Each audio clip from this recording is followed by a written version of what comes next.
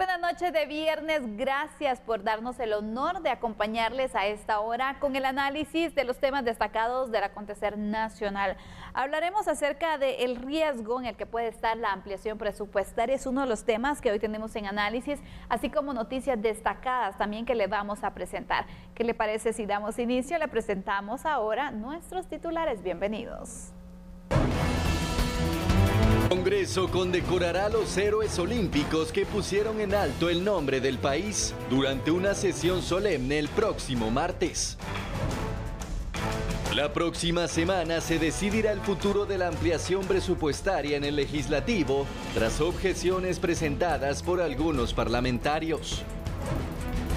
Tragedia en el cementerio.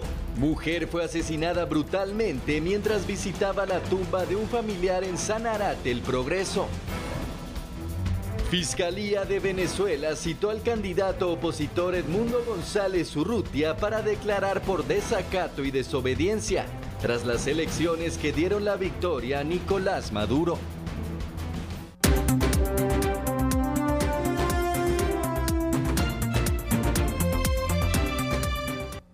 Y a continuación le presentamos la crónica del asesinato de Jacqueline, un hecho que ocurrió en la zona 11 de Misco, donde su hija resultó herida.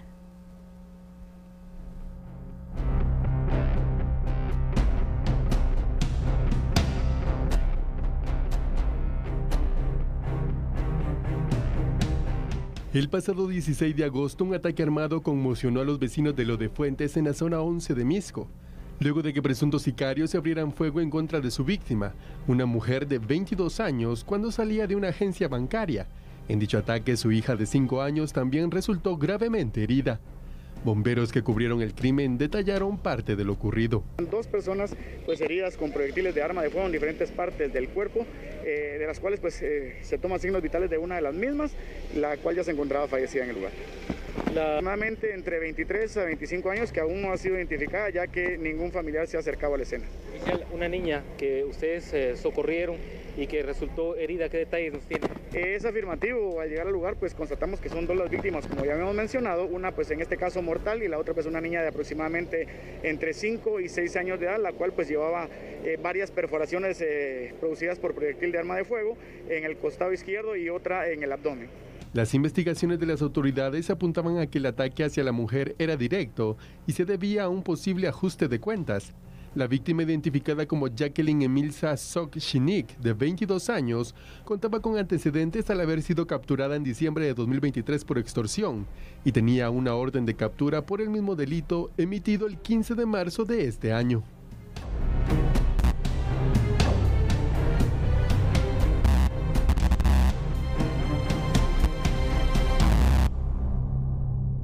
Pero, ¿cómo sucedió el asesinato? A través de las cámaras de seguridad instaladas en los comercios cercanos al ataque, se logró observar el momento exacto en el que Jacqueline fue asesinada. En las imágenes se observa a la víctima caminar por el bulevar al lado de su hija. En ese momento, el presunto sicario, que vestía una sudadera blanca, se acerca a ella y comienza a disparar en reiteradas ocasiones, para posteriormente darse a la fuga a bordo de una motocicleta.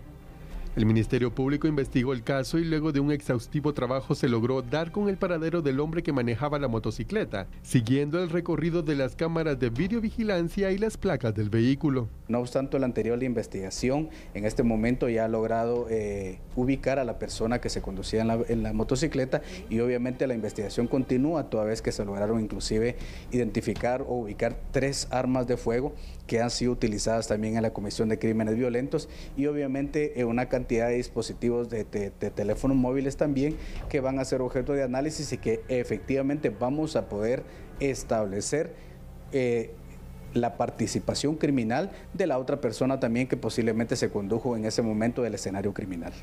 La menor, quien se debatía entre la vida y la muerte, continúa internada en el Hospital General San Juan de Dios y actualmente se mantiene estable y recuperándose tras recibir varios impactos de bala. Una tranquila visita al cementerio terminó en tragedia. Hablamos de un hecho de violencia ocurrido en Camposanto Municipal de Sanarate, El Progreso. Una mujer decidió visitar la tumba de un familiar sin saber que serían sus últimos instantes de vida. Mientras se encontraba limpiando y colocando flores, fue atacada con arma blanca por un sujeto desconocido.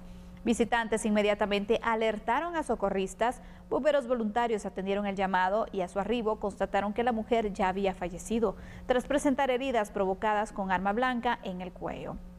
Agentes de la Policía Nacional Civil acordonaron el área a la espera de fiscales del Ministerio Público, quienes recabaron todos los indicios para iniciar con las investigaciones con el fin de esclarecer el caso y dar con el paradero del responsable. Un incendio fue reportado en la colonia Toledo, zona 11, capitalina. Bomberos municipales fuimos solicitados a la primera calle B en el numeral 39-37 de la zona 11, colonia Toledo. En este lugar los vecinos reportaban que veían salir muchas llamas y humo de una vivienda que se encuentra acá en el sector. Inmediatamente se coordina una unidad de avanzada y al arribo confirma que se trata de un taller de herrería, el cual se está quemando. Es un incendio estructural en su fase completa. Se coordinan unidades, motobombas y abastecimientos al lugar y al arribo empiezan a trabajar con mangueras para llevar un gran caudal de agua y así poder sofocar este incendio. Al momento se trabaja por un tiempo aproximado de 45 minutos. No se reportan personas lesionadas o intoxicadas. Los elementos en este momento se encuentran descombrando el lugar debido a que hay una gran acumulación de material para evitar algún tipo de reignición y esto puede afectar las casas vecinas. También se logran rescatar animalitos de granja, gallinas y pollos que se encontraban en jaulas dentro de esta propiedad en un pasillo aledaño. Varios son los accidentes de tránsito que se reportaron en las últimas horas. Aquí le presentamos un resumen. Iniciamos este resumen en San José Pinula, en donde por razones no establecidas el conductor de un vehículo tipo camioneta terminó derribando varios árboles al subirse al arriate central en una avenida principal. Personas al presenciar el incidente dieron aviso a las autoridades, quienes acudieron al lugar para dilucidar responsabilidades. Ahora nos trasladamos hacia la calzada Aguilar Batres, específicamente en la 49 calle, donde se registró un aparatoso accidente de tránsito. En el hecho se vieron involucrados un motociclista y un pick-up, que terminaron impactando de frente aparentemente por una imprudencia al volante. Bomberos municipales acudieron a la escena brindándole la atención correspondiente al motorista, quien sufrió golpes y laceraciones. Finalizamos este resumen en el kilómetro 64.5 de la ruta que conduce hacia El Salvador, en donde por razones no establecidas el conductor de un tráiler perdió el control del pesado vehículo y terminó volcando y saliéndose de la carretera. Conductores que presenciaron el incidente dieron aviso al cuerpo de bomberos voluntarios, quienes a su arribo brindaron la atención correspondiente al conductor. Según el reporte de los socorristas, el hecho únicamente dejó daños materiales.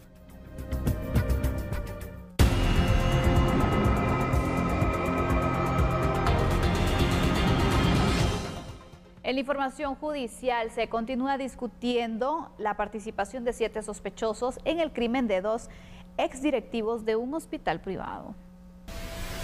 En el 14 nivel de la Torre Tribunales se reanudó la primera declaración de 6 hombres y una mujer, extrabajadora de un hospital privado en la zona 10 capitalina. Según la investigación del Ministerio Público, el grupo criminal de sicarios fue identificado como los Calavera. Están relacionados con los asesinatos de Francisco Alberto Galindo Chacón y Mario Fernando Mesa Batres, hechos perpetrados en diciembre del 2022 y agosto del 2023. Las víctimas fueron directivos de un reconocido hospital privado ubicado en la zona 10 de la ciudad. La hipótesis principal de los asesinatos señaló que se ordenó el crimen de los exdirectivos del centro asistencial privado porque no autorizaron unos contratos de microbuses para el traslado del personal. La diligencia judicial se reanudó a puerta cerrada. El caso está bajo reserva a petición del Ministerio Público. Un octavo integrante de la red criminal escapó a los Estados Unidos y podría haber otras personas involucradas. La pesquisa agregó que entre los detenidos hay un agente de la Policía Nacional Civil y la trabajadora del hospital privado de la zona 10 capitalina.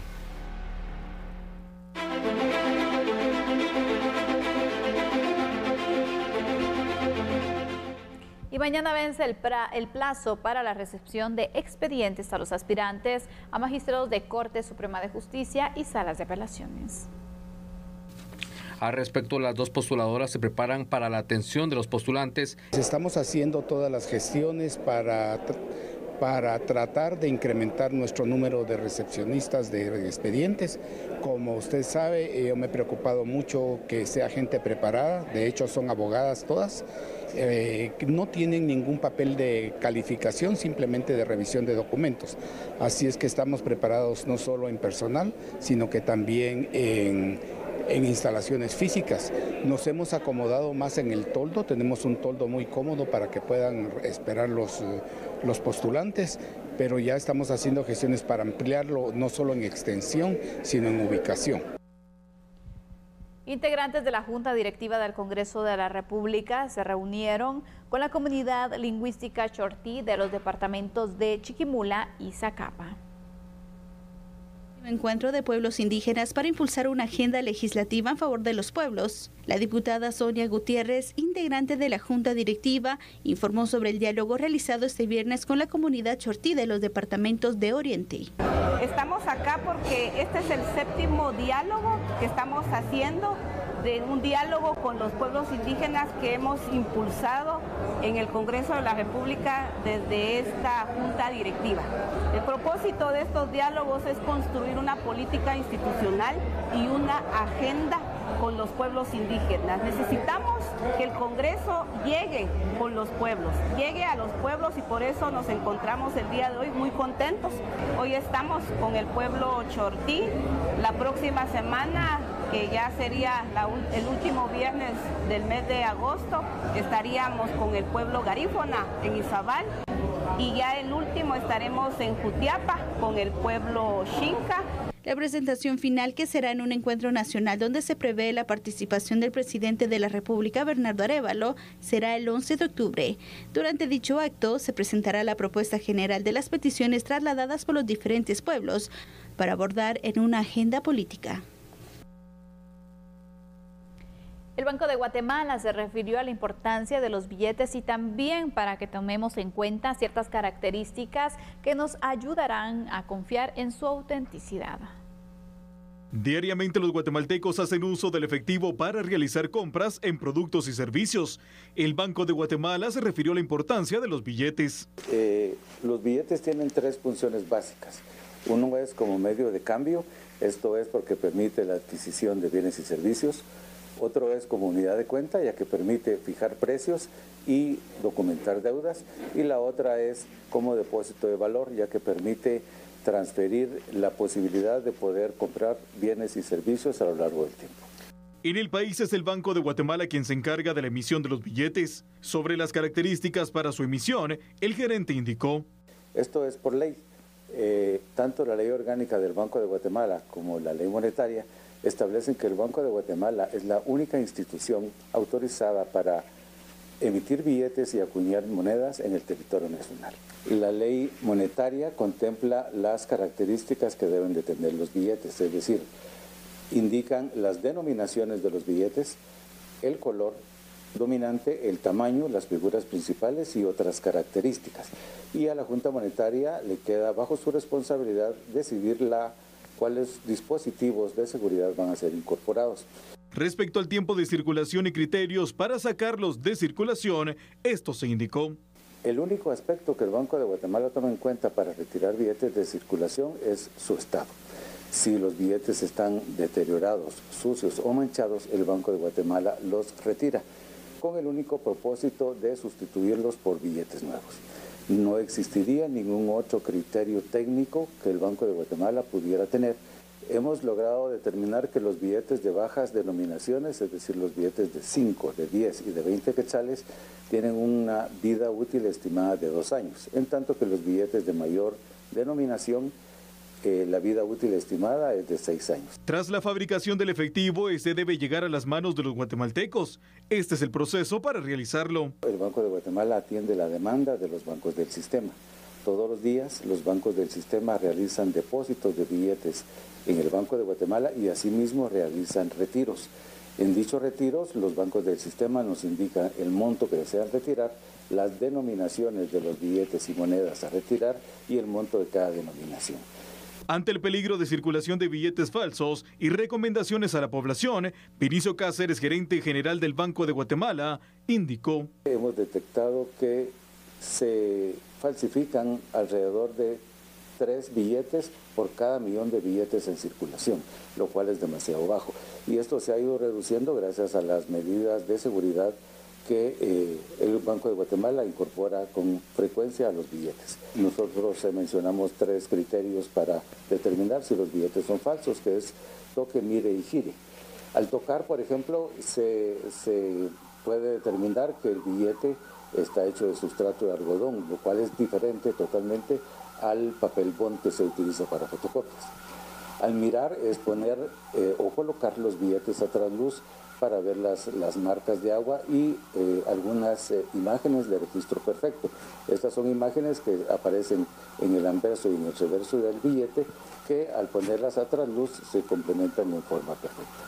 Y gire es porque al girar los billetes tienen algunas características de seguridad que hace que en algunas partes del billete la tinta varíe de color.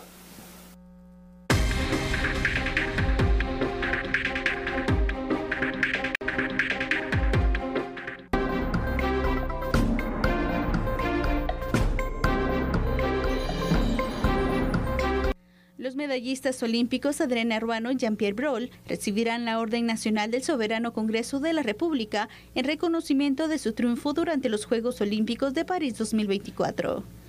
Para condecorar a los medallistas y reconocer a los 16 atletas que representaron a Guatemala, el Congreso de la República realizará una sesión solemne el próximo martes 27 de agosto a las 12 del mediodía. Estaremos realizando una sesión solemne en conmemoración y honrar a estos atletas que fueron a las Olimpiadas de París 2024. Ya están convocados los 2 medallistas y están convocados también los 16 atletas que fueron como parte de la delegación de Guatemala. Así que los esperamos martes a las 12 del mediodía, convocados ya los atletas para su reconocimiento.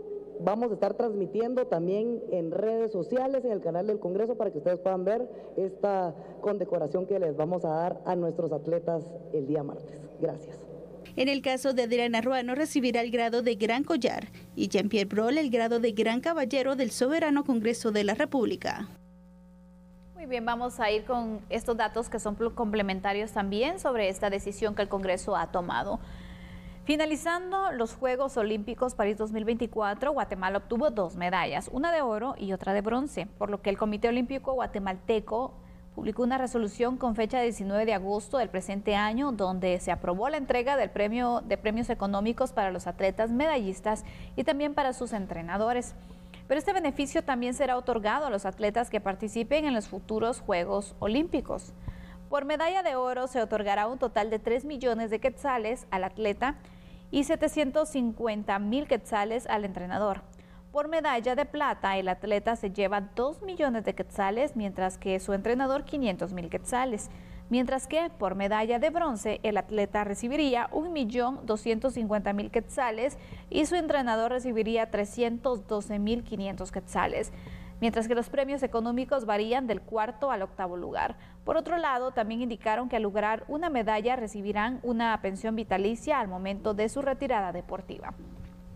Vamos a iniciar entonces con este análisis. Tal vez el tema de ponerle un precio o una retribución económica a quienes logren medallas, pues es un tema que hasta ahorita se está abordando y creo que también es necesario que se considere este tipo de situaciones, considerando también en el sentido que Guatemala pues ya tiene sus medallas y que pues también es un incentivo para los próximos atletas para que puedan pues ir dando lo mejor también, pero de esta manera sabemos que hay otros países que también han establecido, por ejemplo, esta retribución económica para sus atletas también que ganan medallas.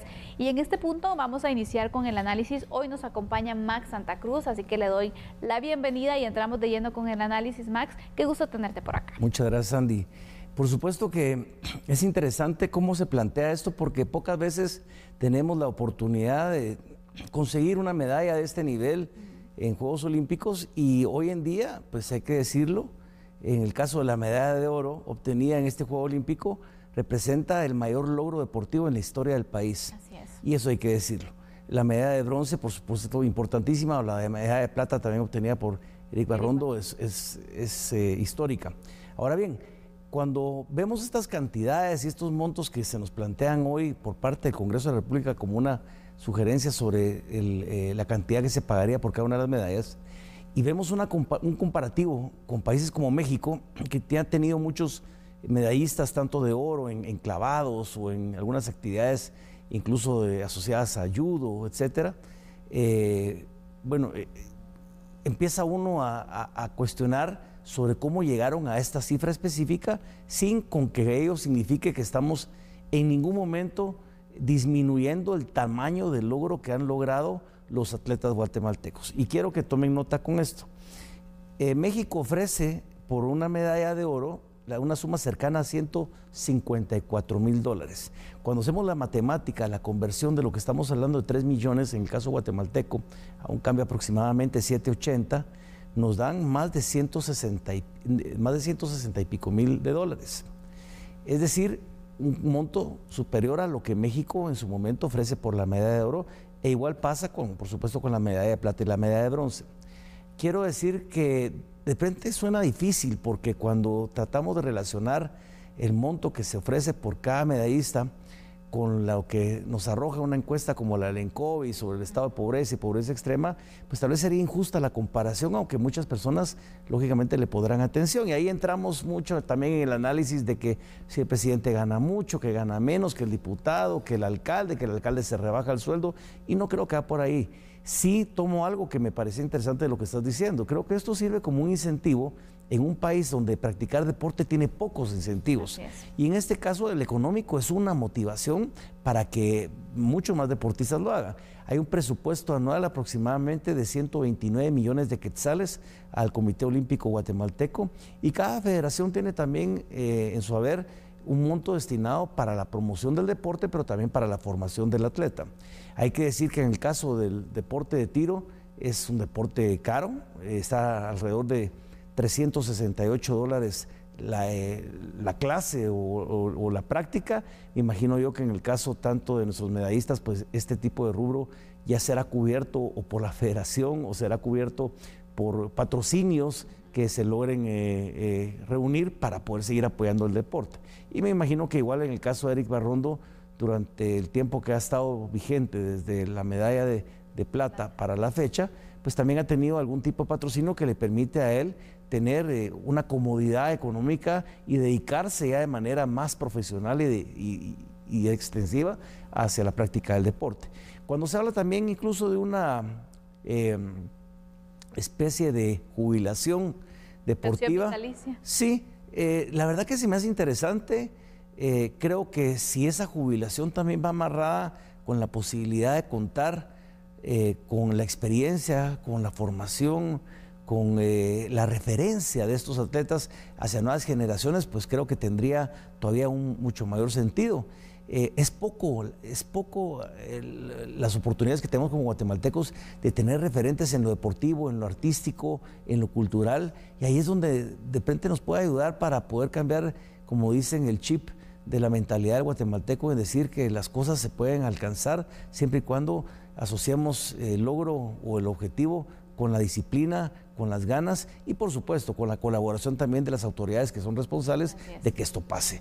Pero la cantidad puede ser alta, lógicamente no lo podemos comparar con nada más, otras cifras de ingreso, pero puede ser reconocida como un logro importante para nuestros medallistas guatemaltecos. Sin duda alguna, Max, pero también creo que el punto, sabemos, no es un incentivo muy bien establecido, pero aparte de eso, creo que hay muchos deportistas que están entonces con toda la ilusión, que sueñan, por ejemplo, de poder llevar esa medalla, de poder dar esa medalla olímpica a nuestro país, pero también creo que el hecho no solamente es decir, bueno, les vamos a dar esto para que nos traigan medallas, ¿qué condiciones también se les va a dar a los deportistas? Porque eso es lo que se ha criticado mucho durante todos los tiempos, en el sentido de que el poco apoyo que se tiene para pues todas las disciplinas, que se está enfocando más en otro tipo de deporte y qué tanto se está dando las condiciones también para que puedan entrenar, porque por ejemplo, los deportistas en las entrevistas que se les ha hecho, en las historias de vida de ellos, de cómo ellos pues empezaron sus entrenamientos, cuestiones de verdad que vemos que bastante complicadas, que han tenido que enfrentar, y que su persistencia, su coraje, su valor, su pasión por el deporte les ha hecho a seguir, pero que en cualquier momento esas condiciones pueden desmotivar a una persona. Entonces sería oportuno también ver, bueno, aparte de esto, no solamente es de decir vamos a dar este dinero y que sea lo suficiente para que alguien más nos traiga medallas, no, ¿qué condiciones también se les va a dar a los deportistas? Yo creo que tiene que venir acompañado de muchas cosas. En Estados Unidos es un ejemplo claro, por mencionar tal vez un nivel que está fuera de nuestra realidad, pero hay muchísimos jóvenes de barrios o ciudades muy deprimidas económicamente y a nivel de condiciones de desarrollo humano, que ven en el deporte la posibilidad de hacer una mejora impresionante dentro de su nivel de vida y para su familia también. Algunos pierden el rumbo después de haber alcanzado el éxito, y es el caso repetido muchas veces de los boxeadores, que llegan a amasar realmente fortunas increíbles, porque el deporte profesional permite llegar a esto, hay patrocinios, hay muchas cosas alrededor de esto, pero sin duda es un incentivo. Yo creo que aquí no solo es el incentivo de la medalla por la medalla, que eso es un mérito personal, por supuesto, del deportista, que muchas veces, a pesar del sistema, logra llegar a estos niveles de competencia, e incluso en nuestra medalla de oro, Adriana, hay que decirlo, o sea, no solo medalla de oro, pero también récord olímpico. Esta es una cuestión espectacular que tal vez no le ponemos toda la atención. Es la mejor del mundo y con récord olímpico, queda en la historia aparte.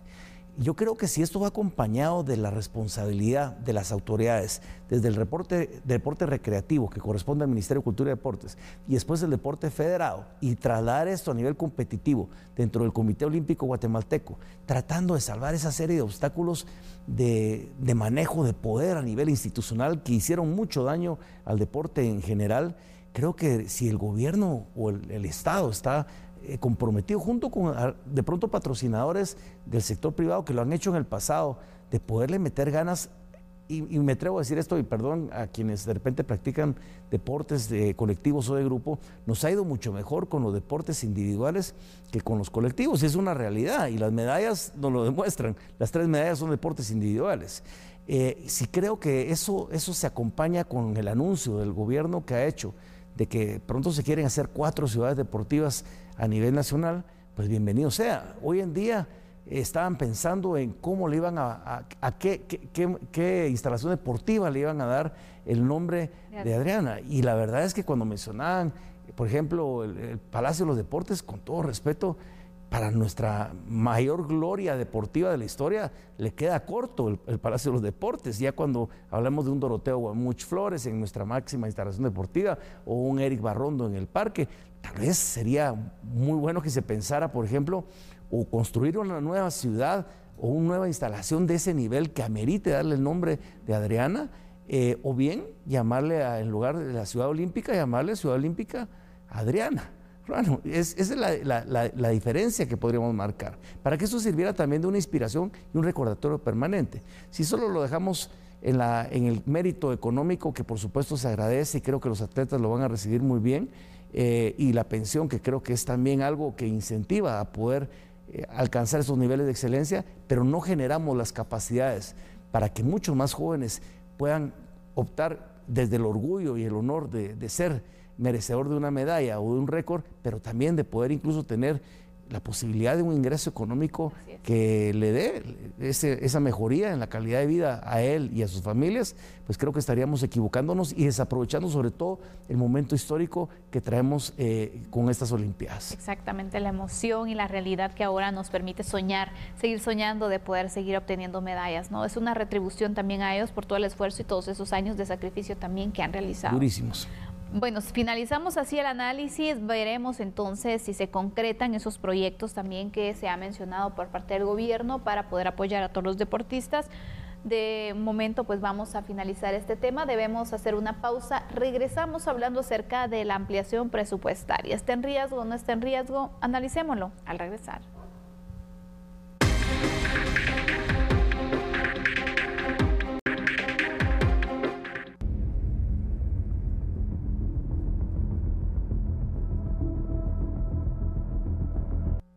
El techo preliminar del presupuesto sería superior a los 148.000 millones de quetzales. Sí, estamos terminando ya el documento final del proyecto de presupuesto.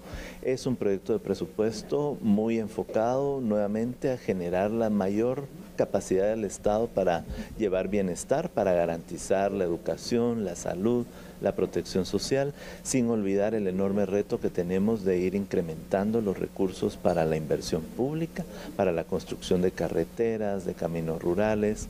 Así es que estamos a unos días de hablar del tema con ustedes y con la sociedad en general, y lo que nosotros hemos estado diseñando, reitero, es un presupuesto que trae más bienestar y más posibilidades de crecimiento económico y de empleo, que son las preocupaciones de este gobierno.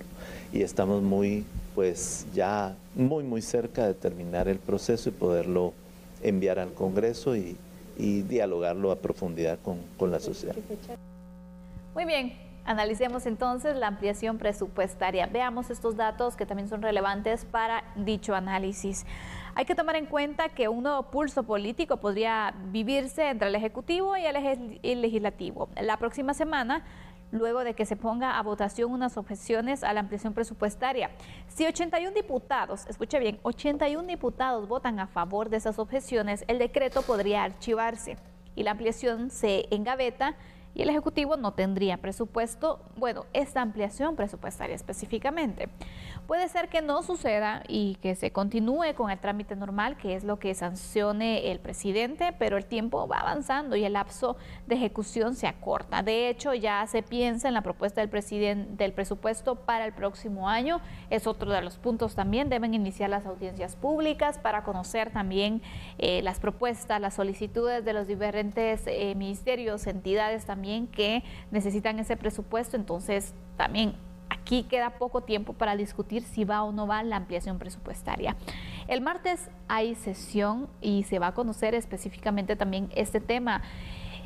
¿Qué crees? ¿Realmente va o no va la ampliación presupuestaria? ¿Se aprueban o no se aprueban las objeciones? ¿Cuál es el análisis político que podemos hacer aquí, Max? Bueno, primero hay que recordar que la ampliación presupuestaria fue aprobada por 111 votos y estamos viendo que hay 81 para que jueguen en contra. La matemática a partir de ahí no nos cuadra. Si es que no se arrepienten. Sí, no es que por eso digo, es difícil que 81 se arrepientan si votaron 111. Y hay que recordar que la mayor cantidad de votos provienen de los diputados distritales. Y es que los diputados distritales obedecen precisamente a la necesidad o a la exigencia que tienen los consejos de desarrollo, pero también los gobiernos locales a nivel de las municipalidades, que empiezan a pedirle al diputado distrital mayores recursos para poder llevar a cabo la obra necesaria en sus comunidades. Los diputados distritales han visto muy reducida o de alguna forma disminuida la velocidad en la capacidad de reacción que se ha tenido durante estos primeros 8 meses por parte del Ejecutivo, algunas veces argumentando la escasez del presupuesto necesario para poder llevar a cabo la obra y a veces hablando sobre las trampas o sobre los problemas que han habido después de los hallazgos de corrupción. Pero sea una cosa, sea la otra, creo que esa fue la principal motivación para los diputados distritales de venir y aprobar esta ampliación presupuestaria. Hay que decir que de los 160 diputados al Congreso de la República, 32 son diputados por el listado nacional. Y a veces el diputado por el listado nacional no representa un distrito, no representa, por decirlo específicamente, nada en términos de distrito, y seguramente los votos que estuvieron en contra venían muchos de ellos de los estados nacionales. Pero hay que ver también que hubo varias bancadas, como Vamos, que se fragmentó. Así es. Y que incluso hubo diputados distritales de Vamos que votaron a favor. Yo creo que eso es irreversible en términos de poder descontar esos 81 votos de los 111 ya ganados. Los diputados, en este caso el diputado Arzú, como la diputada, si no estoy mal, ahorita se me fue el nombre, perdón, que presentaron algún recurso. Nadia. Que presentaron de la UNE, que presentan de nosotros, que presentaron algún recurso para poder, por algunas razones de procedimiento, e incluso mencionaba el diputado Arzú en algún momento que habían cerca de 1.800 millones de quetzales que no tenían ni una partida presupuestaria de origen ni un destino y que no estaba claro y que habían temas que habían que ir salvando y que deberían de conocerse a partir del día martes. Yo pienso que se va a hacer, pero no creo que se comprometa en sí el fondo del asunto, que es el presupuesto. Esto es una forma de tener oxígeno puro a la administración actual del presidente Arévalo, que por primera vez en 8 meses tiene que sentarse a platicar con los diputados, en términos generales con los diputados distritales, para poder contar con el apoyo en otras acciones de gobierno. Eso no quiere decir que se ha reconfigurado la alianza multipartidaria que dio lugar a la elección de la Junta Directiva pasada, ni que dio posesión a Bernardo Arévalo. No, aquí siento que de aquí en adelante van a darse las batallas de manera individual. Proyecto por proyecto. Proyecto por proyecto. No va a haber una reforma a la ley orgánica del Ministerio Público y ahí está amarrado. No va por ahí la cosa. No hay aplanadora ni siquiera. Es correcto. Entonces yo siento que las obras tienen que llegar. El tema aquí, la preocupación de los diputados sería ver cómo fiscalizamos que el destino de esos recursos lleguen a donde tienen que llegar, que la ejecución de obras se haga, la Contraloría General de Cuentas también en lo propio, y que también, por supuesto, la calidad del gasto sea la necesaria. Segeplan puede apoyar, por supuesto, en muchos de estos porque están respaldados en unos casos por políticas públicas en complemento de esta obra a nivel local. Es decir, yo veo muy difícil que esto se revierta, pero tampoco veo que esto sea una garantía de que aquí en adelante se va a ir a campo abierto cualquier propuesta que el Ejecutivo presente o la bancada del Movimiento Semilla, Independiente Movimiento Semilla, y que sea aprobada de manera muy fácil en el Congreso de la República. Y dentro de estos proyectos tenemos próximamente el Presupuesto General de la Nación también, que aquí va a ser otro pulso, va a ser nuevamente pues otro sondeo, otro movimiento para poder obtener los votos y que se les apoye. Pero aquí, Max, ¿cuál es tu lectura? Porque, por ejemplo, la ampliación presupuestaria es importante porque prácticamente también se convierte en un plan B del presupuesto para el siguiente año, porque obviamente si no logran los votos necesarios para poder aprobar un presupuesto, que obviamente se busca también que sea mayor al que se tiene actualmente para poder pues poner en marcha diversos proyectos que el Ejecutivo necesita. Bueno, plan B es que se quede el presupuesto, no se apruebe, pero que quede el presupuesto con la ampliación presupuestaria que se está teniendo en este momento para que los recursos sean mayores y que puedan tener un mejor funcionamiento el siguiente año. ¿Qué crees que pueda pasar? ¿Cuál es la lectura que se le puede dar a esta situación y sobre todo en miras al presupuesto general de la nación? Bueno, escuchábamos al ministro hace pocos momentos donde ya estaban en el proceso de presentación de la propuesta del presupuesto de egresos e ingresos. Para el próximo año tendrá que pasar al análisis correspondiente con las consultas correspondientes. Yo veo más difícil eso, creo que lo mejor que le podría salir en general en el escenario, aunque fuera no el ideal, pero sí el idóneo, sería el caso de que se aprobara el presupuesto sobre la ampliación presupuestaria. Estaríamos hablando de más de 135,000 millones de quetzales, que de todos modos sería el presupuesto más alto, más grande en la historia de este país. Habrá que buscar si este presupuesto tiene la capacidad de ser sustentado con los ingresos que se generan a nivel fiscal. Hay un proceso incluso de la elección de un nuevo directorio dentro de la SAT. Hay que ver si las metas de recaudación se cumplen por parte del actual superintendente, y todo eso va sumado a incluso un recurso económico que se dio también de algunos préstamos que en su momento fueron y recursos sobre venta de bonos. Entonces el dinero está. Esto es la posibilidad del actual gobierno de tener la redención en muchos casos sobre las necesidades que muchas comunidades o el país, especialmente en términos de salud, educación, seguridad, pero también infraestructura, están demandando permanentemente sobre qué pasa en la acción del gobierno, que no es la que se requiere para poder tener una respuesta mucho más inmediata. En ese sentido, puede ser la redención, pero también puede ser la condena. Si la capacidad de ejecución no es la adecuada, estando los recursos, porque antes podíamos echarle la culpa a que no habían recursos, antes podíamos echarle la culpa a que habían bloqueos y que no estaban dejando gobernar, pero hoy con los recursos sobre la mesa y con la posibilidad de poder tener un presupuesto aprobado sobre las cantidades que deberían de ser las que permitirían, de acuerdo a las mismas consideraciones de la ampliación presupuestaria, tener ese gobierno mucho más expedito en su capacidad de ejecución, pues no debería de haber muchas trabas ni muchas quejas de parte del Ejecutivo. Es ahí donde sí tendrá que empezar a rendir respuestas en su accionar y reitero, de parte de los diputados, esforzarse porque la fiscalización sea verdaderamente objetiva, sea seria y que la calidad del gasto llegue a donde tiene que llegar para esos proyectos tan necesarios que, por supuesto, cuando los empezamos a numerar, estoy seguro que ni siquiera un presupuesto mayor va a cubrir las necesidades porque todo va en proporción a que de repente nos salga una sorpresa sobre una renegociación de un pacto colectivo y volvemos a engordar la grasa burocrática de la administración y dejamos en los mismos niveles que son bajos ya de por sí de la capacidad de ejecución e inversión. Sabemos que uno de los puntos que también pues mencionan diputados al momento de discutir el presupuesto general de la Nación es el tema de la ejecución. Con esta ampliación presupuestaria que se da a estas alturas, también tomémoslo en cuenta que ya van quedando pocos meses, realmente ¿se podría lograr una buena ejecución presupuestaria que diera la solvencia de decir, bueno, necesitamos más recursos porque los vamos a poder ejecutar? Como un mensaje positivo también para que los diputados pues piensen en que sí es posible y puedan apoyar incluso el presupuesto del siguiente año. Yo creo que lo van a aprobar, pero por razones políticas de conveniencia, especialmente sobre la base de los diputados distritales. Reitero, no sé si les va a dar tiempo de ejecutar a todo esto porque, al gobierno, al Ejecutivo. Todo esto porque no nos ha demostrado, por lo menos en la práctica con lo que hay, que sea un eficiente ejecutor. De pronto podría mejorar las capacidades de ejecución en algunos temas, salvando, como digo, los obstáculos iniciales y las denuncias y etcétera, otro tipo de batallas que han librado.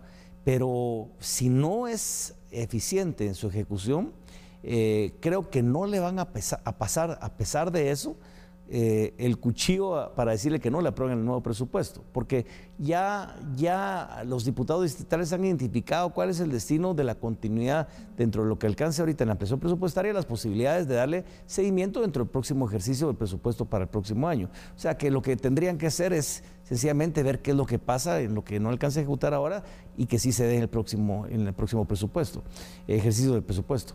Entonces yo creo que no, pero sí sigue siendo, digo, el desgaste político que muchas personas van a empezar a reclamar sobre si no hay capacidad del Ejecutivo de ejecutar o agarrar redundancia, sí políticamente le puede costar. E incluso van a ser mucho más duros en la fiscalización, pienso yo, y los discursos de la oposición, por parte de quienes hoy se ponen a la ampliación presupuestaria, van a tener un tono mucho mayor y de pronto puede empezar otra vez a reconfigurar las fuerzas dentro del legislativo que habían sido rotas por las razones de la división entre distritales y el Estado Nacional y empezarse a cohesionar nuevamente en aras de una oposición al gobierno.